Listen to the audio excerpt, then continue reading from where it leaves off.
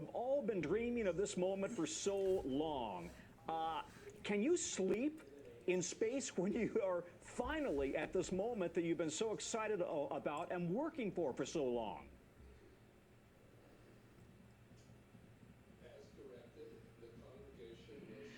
Well, we do love sleeping up here, and such a long initial day that I think our bodies are ready to sleep no matter what. Most of us have been sleeping really well. For me, sleeping in space is one of the most comfortable ways to sleep, and it's very deep sleep, very full sleep. Sometimes when you first get up here, you have a little bit of a sensation that something's wrong. As soon as you wake up, maybe you're falling or you don't recognize your surroundings, but it's great. I mean, honestly, being human up here is one of the coolest things about this mission. We are just people trying to get by, and for example, we might go look at the far side of the moon and take in its awesomeness and then go, maybe I should change my socks and try to dig around for a pair of socks. So this is the dichotomy of human spaceflight. How will you describe this moment to your families, your grandkids, many years from now?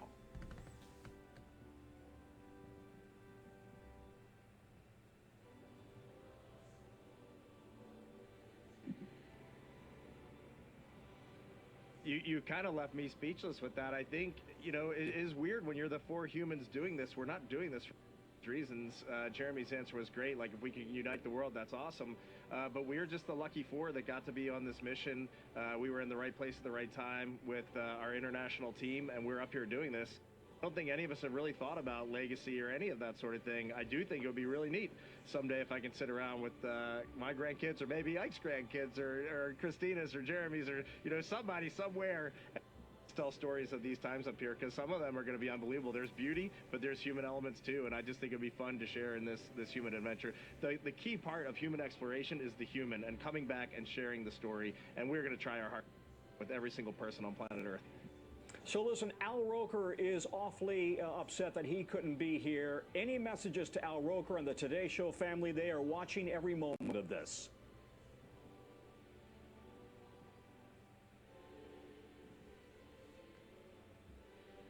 I have to be honest, I'm a little sad Al's not doing this interview too. It's great to talk to you, Tom, but I mean, Al, you know, we had so much fun running around KSC with him, and so I hope he watched the launch, and we look forward to talking to him when we get back. Love you, Al.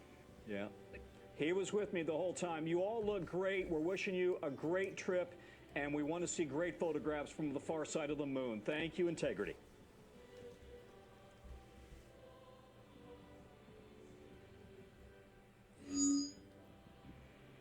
Thank you, Tom. It was great to be with you.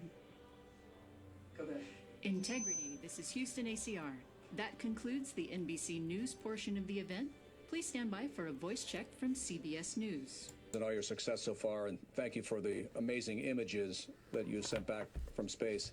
My first question, I hope a couple of you will take a stab at. I mean, so many people on Earth are living this moment through your experiences. So on a personal level, since leaving Earth's orbit, what have you been most struck by, and what has been the biggest surprise?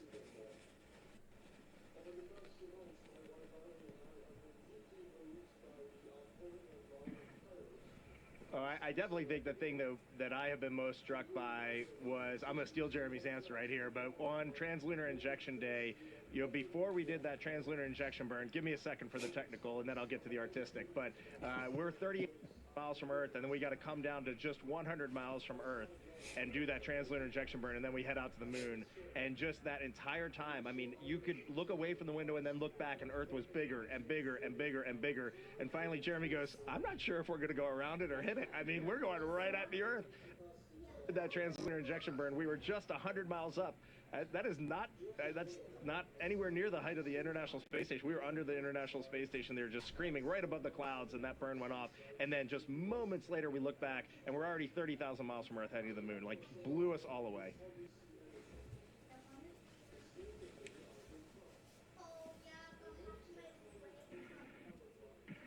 You know, Mark, I think one of the things that has struck me, there's so many amazing and so many profound things that we've seen and felt on this mission. But something else that just stays with me is a lot of us were excited to see Jeremy's expression or to looking out at Earth from space, you know, being the first-time flyer. But the difference between Jeremy and someone who's never flown, but all of us, all four of us, and someone who's never flown is essentially equal. The three of us space before, I think, feel just as amazed to be up here and to see some of the sights that we've seen. And so even though we lived on space station for a collective 2 years, we have seen and felt things that we have never felt before, from that ride, that wonderful ride on SLS, to being that 38,000 miles from Earth and just seeing some amazing views.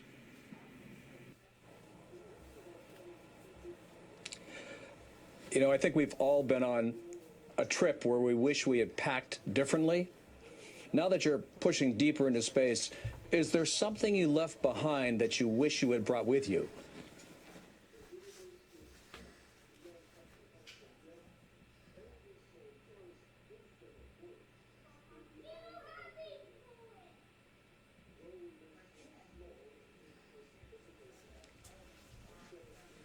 You're hearing a lot of brainstorming in the cabin right now. The resounding answer is we feel very well taken care of. There's not a whole lot we would live without. That typical forgetting your sunscreen or your bug spray on vacation. They thought of everything. We've got it.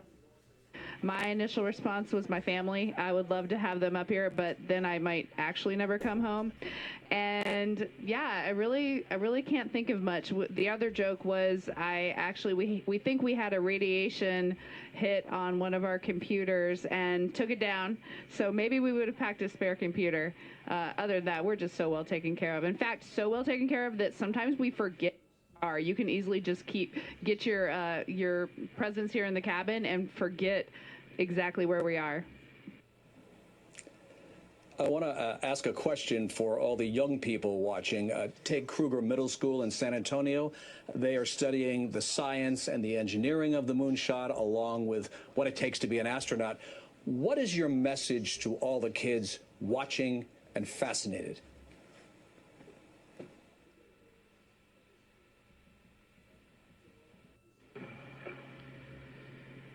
Yeah, I was sharing with some people yesterday, you need to identify your passions in life. We all are attracted to something out there that, you know, just kind of fired up.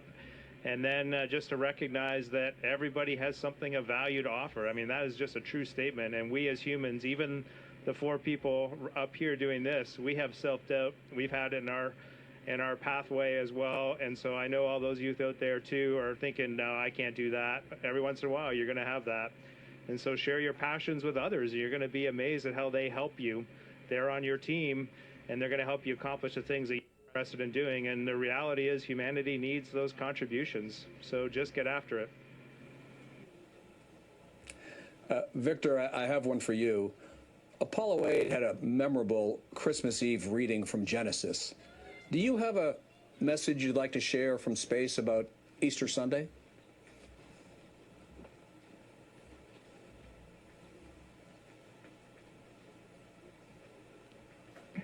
You know, I don't have anything prepared. I'm glad you brought that up, though. I think these observances are important, and as we are so far from Earth and looking back at, you know, the beauty of creation, I think for me, one of the really important personal perspectives that I have up here is I can really see Earth as one thing. And, you know, when I read the Bible and I look at all of the amazing things that were done for us who were created, it's you have this amazing place, this spaceship. You guys are talking to us because we're in a spaceship really far from Earth, but you're on a spaceship called Earth that was created to give us a place to live in the universe, in the cosmos. I think maybe the distance we are from you makes you think what we're doing is special, but we're the same distance from you, and I'm trying to tell you, just trust me, you are special. In all of this emptiness, this is a whole bunch of nothing, this thing we call the universe. You have this oasis, this beautiful place that we get to exist together. I think as we go into Easter Sunday, thinking about, you know, all the cultures all around the world, whether you celebrate it or not, whether you believe in God or not, this is an opportunity for us to remember where we are, who we are, and that we are the same thing, and that we got to get through this together.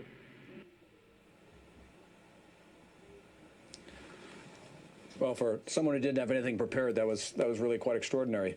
Another question. During the lunar flyby, you're going to have radio silence for about 40 minutes. You'll be on one side of the moon. Everyone else on Earth will be on the other. You'll be focused on the mission. What do you hope the rest of us are thinking about?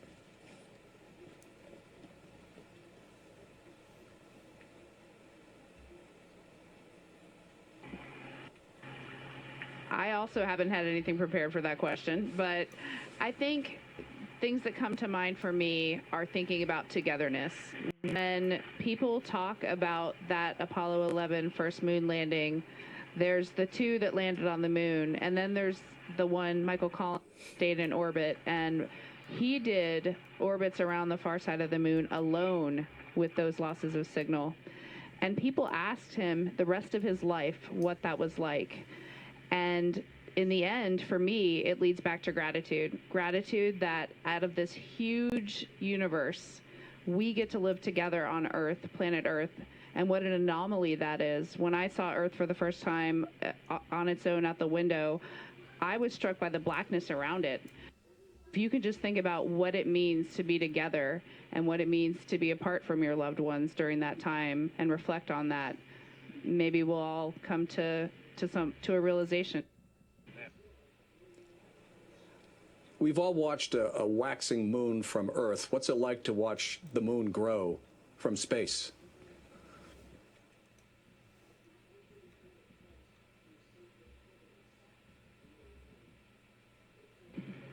Well, before I get to the moon, something that I've just been really taken by is the waxing and waning Earth from our different perspectives. It's just been a little surprising to me. I just assumed it's sort of like the moon is consistent, almost from day to day. You don't notice a huge change from one day to the next in how much of it is lit. But from 1 hour to a few hours later up here, we can see a completely different Earth as this orbit changes, especially when we are close to Earth. That was really surprising to me, like crescent to full Earth. We woke up that first morning on TLI morning, it was a half Earth, then it was a full Earth, and then it was a no Earth. This is really amazing. To watch the moon grow, it's exciting. That's our destination. That's where we're locked onto.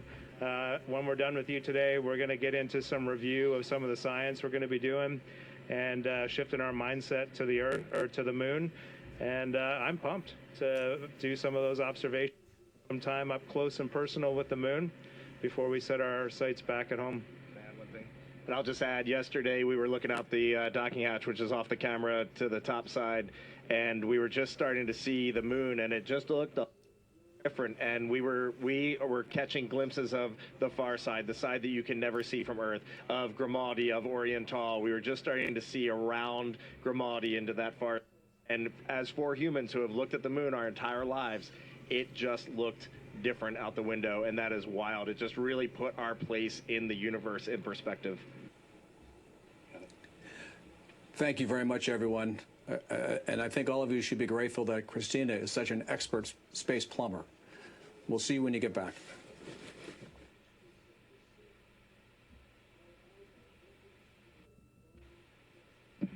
Thank you, Mark. It was great talking to you, and we are grateful. Take care. Intregity. This is Houston ACR. Thank you. That concludes our event.